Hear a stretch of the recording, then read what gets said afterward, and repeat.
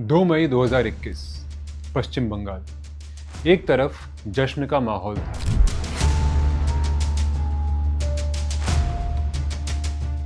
तृणमूल कांग्रेस बंगाल में 292 में से 213 सीट्स जीतकर हिस्ट्री बना चुकी थी।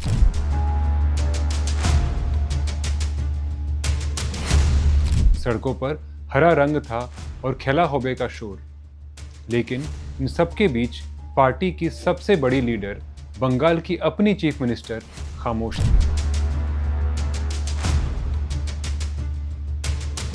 क्योंकि जो इलेक्शन उन्होंने पूरे बंगाल में जीता, वही इलेक्शन वो अपने ही सीट पर हार गई। और हारे भी तो किससे? अपने ही उस शिष्य से जिसे उन्होंने कभी पॉलिटिक्स की उंगली पकड़कर चलना सिखाया था।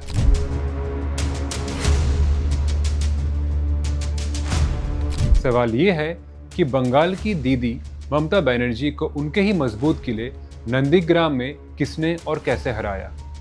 जवाब है शुभेंदु अधिकारी।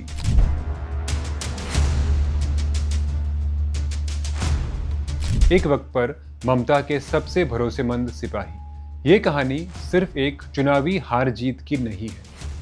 ये कहानी है गुरु और शिष्य के रिश्ते की, भरोसे और बगावत की, और बंगाल की सियासत के उस सबसे बड़े उलटफेर की जिसकी गूंज आज तक सुनाई देती है। चलिए आज जानते हैं इस महामुकाबले की पूरी अंदर की कहानी।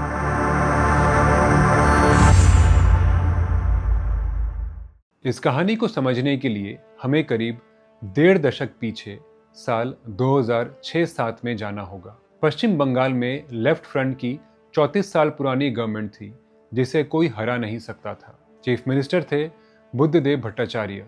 इंडस्ट्रियलाइजेशन की लहर पर सवार उनकी गवर्नमेंट ने ईस्ट मेदिनीपुर के एक शांत से गांव नंदीग्राम में एक बहुत बड़ा केमिकल हब बनाने का फैसला किया। इस प्रोजेक्ट के लिए लगभग 10,000 एकड़ उपजाऊ लैंड ली जानी थी। जैसे ही ये खबर गांव वालों तक पहुंची, उनमें खलबली मच गई। उनकी जमीन, जो सिर्फ खेत नहीं बल्कि उनकी पहचान और पीढ़ियों की विरासत थी, उनसे छिन रही थी। जबरदस्ती हटाए जाने के डर ने एक विद्रोह की आग जला दी। किसानों ने गवर्नमेंट के खिलाफ आवाज उठाने की ठानी और भूमि उच्छेद प्रतिरोध कमेटी BUPC बनाई। कमेटी ने इलाके की नाकेबंदी कर दी, सड़कें तक खोद दी ताकि पुलिस और सरकारी अधिकारी गांव में न घुस सके। उस वक्त विपक्ष की लीडर थी ममता बनर्जी। उन्होंने इस आंदोलन को अपना पूरा सपोर्ट दिया। वो इस आंदोलन का चेहरा बन गई। लेकिन जमीन पर इस आंदोलन को ऑर्गेनाइज करने और संघर्ष की स्ट्रेटेजी बनाने का काम कर रहा था एक युवा और जुझारू लीडर जिसका नाम था शुभेंदु अधिकारी। आंदोलन दिन ब दिन हिंसक होता जा रहा था और फिर आई वो तारीख जिसने बंगाल की पॉलिटिक्स को हमेशा के लिए बदल दिया। 14 मार्च 2007। उस दिन चीफ मिनिस्टर के ऑर्डर पर हजारों पुलिस वालों ने नंदीग्राम में घुसने की कोशिश की। पुलिस और गांव वालों के बीच एक भयानक संघर्ष हुआ। आरोप है कि पुलिस ने 79 लोगों पर गोलियां चलाई। सरकारी आंकड़ों के मुताबिक इस गोलीबारी में 14 लोग मारे गए, जिनमें कई महिलाएं भी थीं। इस घटना ने पूरे देश को हिलाकर रख दिया। नंदीग्राम अब सिर्फ एक गांव नहीं, बल्कि राज्य की तानाशाही के खिलाफ लोगों के गुस्से का सिंबल बन गया। इसी आंदोलन ने ममता बनर्जी और तृणमूल कांग्रेस को वो पॉलिटिकल जमीन दी जिस पर चलकर उन्होंने 2011 में 34 साल पुरानी लेफ्ट गवर्नमेंट को सत्ता से उखाड़ फेंका। नंदीग्राम ममता बनर्जी के पॉलिटिकल उदय की कर्मभूमि बन गया। नंदीग्राम आंदोलन ने बंगाल को एक नई गवर्नमेंट तो दी, लेकिन साथ ही एक नई पॉलिटिकल जोड़ी भी दी, गुरु ममता बनर्जी और शिष्य शुभेंदु अधिकारी। शुभेंदु के पिता शिशिर अधिकारी पार्टी के एक सीनियर लीडर थे, लेकिन शुभेंदु ने अपनी पहचान खुद बनाई थी। वो जमीन से जुड़े लीडर थे जिनका ईस्ट मेदिनीपुर में एक मजबूत जनाधार था। आंदोलन के दौरान उनकी भूमिका किसी सेनापति से कम नहीं थी। जब ममता बनर्जी दिल्ली और कोलकाता में गवर्नमेंट पर दबाव बना रही थी, तब शुभेंदु नंदीग्राम की धूल भरी सड़कों पर संघर्ष की कमान संभाले हुए थे। उन्होंने BUPC को लीड किया, लोगों को एकजुट किया और लेफ्ट फ्रंट के कैडरे से सीधी टक्कर ली। वो ममता के सबसे भरोसेमंद साथियों में से एक थे। अगर ममता इस आंदोलन की आत्मा थी तो शुभेंदु इसके शरीर। 2011 में जब TMC सत्ता में आई तो ये गुरु शिष्य का रिश्ता और भी मजबूत हुआ। शुभेंदु को पार्टी और गवर्नमेंट में बड़ी जिम्मेदारियां मिली। 2016 के विधानसभा इलेक्शन में शुभेंदु ने खुद नंदीग्राम से चुनाव लड़ा और 81,000 से ज्यादा वोट्स के भारी अंतर से जीत हासिल की। ये उनकी पॉपुलैरिटी का सबूत था। ममता के लिए शुभेंदु सिर्फ एक लीडर नहीं बल्कि उनके संघर्ष के दिनों के साथी थे, और शुभेंदु के लिए ममता सिर्फ उनकी लीडर नहीं बल्कि उनकी गुरु थी। कई सालों तक ये रिश्ता बंगाल की पॉलिटिक्स में एक मिसाल बना रहा। लेकिन पॉलिटिक्स में रिश्ते हमेशा एक जैसे नहीं रहते। सत्ता के गलियारों में वफादारी और महत्वाकांक्षा के बीच अक्सर एक महीन सी रेखा होती है। 2016 के बाद तृणमूल कांग्रेस के दूसरे कार्यकाल में पार्टी के अंदर समीकरण बदलने लगे। ममता बनर्जी के भतीजे अभिषेक बनर्जी का कद पार्टी में तेजी से बढ़ने लगा। अभिषेक को पार्टी के फ्यूचर के तौर पर देखा जाने लगा और पुराने संघर्ष के दिनों के साथ ही खुद को धीरे धीरे किनारे पर महसूस करने लगे। इनमें सबसे बड़ा नाम था शुभेंदु अधिकारी का। शुभेंदु जो खुद को ममता का स्वाभाविक उत्तराधिकारी समझते थे, उन्हें अभिषेक का बढ़ता प्रभाव पसंद नहीं आ रहा था। उन्हें लगा कि पार्टी में अब उनका वो सम्मान नहीं रहा जिसके वो हकदार थे। शुभेंदु जैसे जमीनी लीडर्स को लगने लगा कि उनका कद जानबूझकर कम किया जा रहा है। ये दरारें तब और गहरी हो गई जब शुभेंदु ने पार्टी की मीटिंग से दूरी बनानी शुरू कर दी। वो अपनी रैलियों में न तो पार्टी का झंडा इस्तेमाल करते थे और न ही ममता की तस्वीर। दूसरी तरफ भारतीय जनता पार्टी बीजेपी, जो बंगाल में अपनी जमीन तलाश कर रही थी, को शुभेंदु में एक बड़ा मौका दिखा। बीजेपी जानती थी कि अगर ममता को बंगाल में चुनौती देनी है तो उनके ही किसी मजबूत सिपाही को तोड़ना होगा। महीनों की अटकलों के बाद दिसंबर 2020 में 2021 के विधानसभा इलेक्शन से ठीक पहले शुभेंदु अधिकारी ने तृणमूल कांग्रेस छोड़ दी और बीजेपी में शामिल हो गए। ये टीएमसी के लिए एक बहुत बड़ा झटका था। ये सिर्फ एक लीडर का पार्टी छोड़ना नहीं था, ये एक सिंबल का टूटना था। नंदीग्राम का हीरो अब विपक्ष के खेमे में था। बीजेपी ने उन्हें हाथों हाथ लिया और ममता के खिलाफ अपना सबसे बड़ा चेहरा बना दिया। बंगाल की पॉलिटिक्स में गुरु शिष्य की कहानी अब गुरु शिष्य के महासंग्राम में बदलने वाली थी। शुभेंदु अधिकारी के बीजेपी में जाने से बंगाल का सियासी पारा चढ़ गया। बीजेपी ने शुभेंदु को नंदीग्राम को भूमिपुत्र यानी धरती का बेटा बताकर प्रोजेक्ट करना शुरू कर दिया। चुनौती सीधी ममता बनर्जी को थी और ममता ने इस चुनौती को स्वीकार करने में जरा भी देर नहीं लगाई। जनवरी 2021 में नंदीग्राम की एक रैली में ममता बनर्जी ने ऐलान किया, मैं नंदीग्राम से इलेक्शन लड़ूंगी। ये एक चौंकाने वाली घोषणा थी। ममता ने अपने गद्दार शिष्य को उसी के गढ़ में चुनौती देने के लिए अपनी पारंपरिक और सुरक्षित भवानीपुर सीट छोड़ने का फैसला कर लिया था। ये एक बहुत बड़ा पॉलिटिकल दाव था। ये एक ऐसा फैसला था जो या तो ममता को एक अपराजय योद्धा बना सकता था या फिर उनके करियर पर एक गहरा दाग लगा सकता था। इस फैसले के पीछे कई वजहें थीं। एक, ये शुभेंदु को सीधा संदेश था कि वो उनसे डरती नहीं है। दूसरा, वो नंदीग्राम के लोगों से इमोशनल अपील करना चाहती थी। उन्हें याद दिलाना चाहती थी कि ये वही ज़मीन है जिसने उन्हें दीदी बनाया। तीसरा, वो पूरे इलेक्शन का नैरेटिव नंदीग्राम पर केंद्रित करना चाहती थी। इस एक घोषणा ने नंदीग्राम को बंगाल इलेक्शन का सबसे बड़ा अखाड़ा बना दिया। देश भर की नजरें अब इस एक सीट पर टिक गई। ये अब सिर्फ एक विधानसभा इलेक्शन नहीं बल्कि प्रतिष्ठा की लड़ाई थी।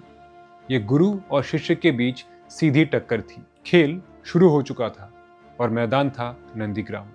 कहानी हर पल और भी दिलचस्प होती जा रही है। एक तरफ गुरु की प्रतिष्ठा दांव पर थी तो दूसरी तरफ शिष्य का पॉलिटिकल भविष्य। अगर आपको बंगाल की पॉलिटिक्स का एक गहरा एनालिसिस पसंद आ रहा है तो हमारे चैनल को सब्सक्राइब करना न भूलें ताकि आप ऐसी और भी कहानियां मिस न करें। जैसे जैसे इलेक्शन की तारीख नज़दीक आई, नंदीग्राम का माहौल गर्म होता गया। ये एक युद्ध जैसा था। ममता बनर्जी ने शुभेंदु को गद्दार कहा तो शुभेंदु ने भूमिपुत्र बनकर बहारी का कार्ड खेला। उन्होंने ममता पर मुस्लिम तुष्टीकरण का आरोप लगाते हुए उन्हें बेगम तक कह डाला। कैंपेन के बीच में ही ममता बनर्जी प्रचार के दौरान घायल हो गई। उनके पैर में गंभीर चोट आई। टीएमसी ने इसे बीजेपी की कॉन्स्पिरेसी बताया जबकि बीजेपी ने इसे एक एक्सीडेंट। वजह जो भी हो, इस घटना ने इलेक्शन को और इमोशनल बना दिया। ममता बनर्जी व्हीलचेयर पर बैठकर प्रचार करने लगी जिससे उन्हें सहानुभूति की लहर भी मिली। 1 अप्रैल 2021 को वोटिंग हुई और 2 मई को गिनती का दिन आया। सुबह से ही रुझान किसी थ्रिलर फिल्म की तरह थे। हर राउंड के बाद पासा पलट रहा था, कभी ममता आगे तो कभी शुभेंदु। दोपहर तक लगा कि ममता जीत रही है, लेकिन आखिरी के कुछ राउंड में खेल पलट गया। जब गिनती खत्म हुई तो नतीजा चौंकाने वाला था। शुभेंदु अधिकारी 1956 वोट्स के मामूली अंतर से जीत गए।